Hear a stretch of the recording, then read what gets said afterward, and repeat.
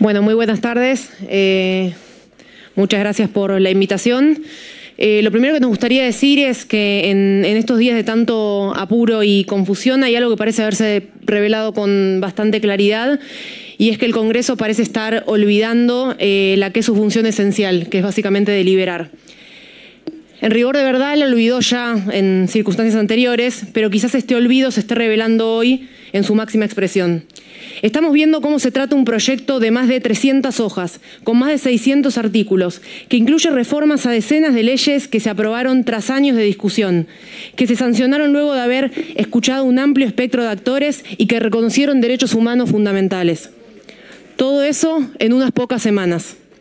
Tristemente, la génesis y la relevancia de esas normas parece no decir nada sobre la forma en la que finalmente pueden extinguirse.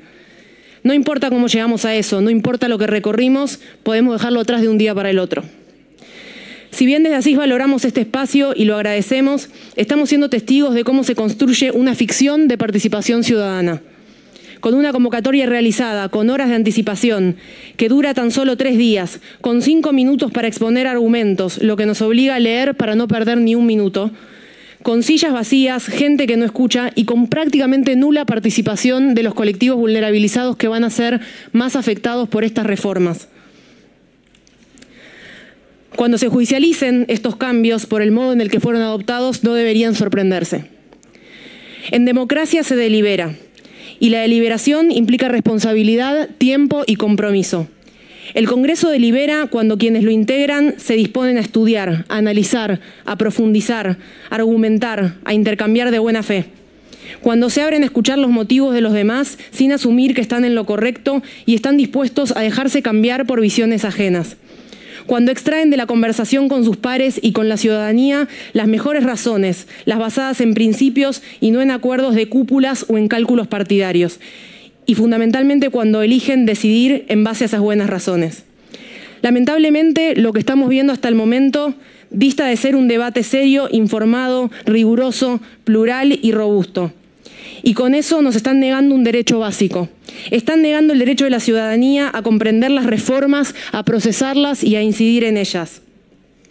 Quienes nos representan nos están negando nada más y nada menos que el derecho a entender qué puede cambiar en nuestras vidas en el próximo mes. Discutir esta magnitud de reformas requiere tiempo y participación. La Constitución funciona como un límite a lo que las mayorías pueden hacer y hacernos.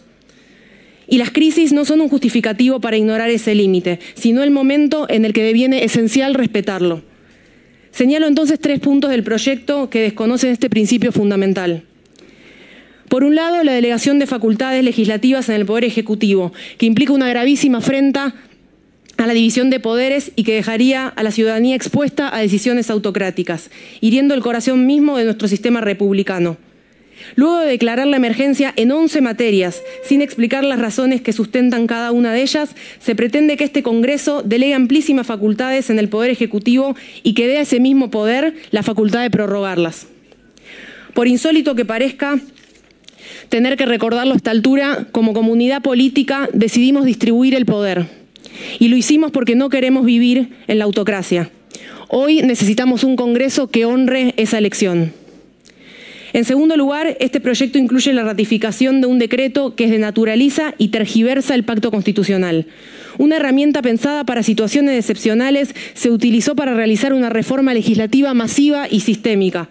Y se consideró una habilitación para legislar todo lo que se entendió conducente para superar un estado de cosas determinado, sin brindar una justificación pública, precisa y suficiente del impedimento que tendría el Congreso para discutir las reformas que dispuso.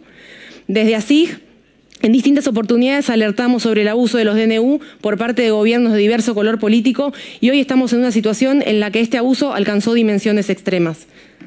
Mientras siguen discutiendo quién entra a la comisión bicameral, esta norma, viciada de inconstitucionalidad desde su origen, ya está repercutiendo sobre los derechos básicos de las personas. En tercer lugar, tanto el decreto como el proyecto de ley incluyen medidas que violan el principio de no regresividad que rige en materia de derechos humanos. Vemos retrocesos en materia de salud, de educación, de financiamiento de la política, de política fiscal y en temas de vivienda. Todas estas modificaciones ocasionarán graves conflictos judiciales y sociales que comprometerán la responsabilidad internacional del Estado argentino y que desconocen luchas de colectivos históricamente postergados que han llevado décadas. Desde ASIC nos ponemos a disposición para aportar mayor información sobre estas vulneraciones de derechos, dado que en estos tiempos no podemos hacerlo. En esta discusión es mucho lo que está en juego. Hoy se les presenta una nueva oportunidad de elegir una democracia pluralista y deliberativa, de honrar una participación ciudadana real, de defender nuestro sistema republicano de gobierno, de distribuir democráticamente el poder para evitar decisiones autocráticas y de tomarse la regulación de nuestros derechos en serio. Solicitamos el rechazo del Decreto de Necesidad de Urgencia 70/2023 y que se discutan las reformas propuestas en este proyecto de ley en tiempos acordes a su complejidad, evitando toda medida que implique violaciones a los derechos humanos de la población. Esperamos que estén a la altura del desafío que les toca. Muchas gracias.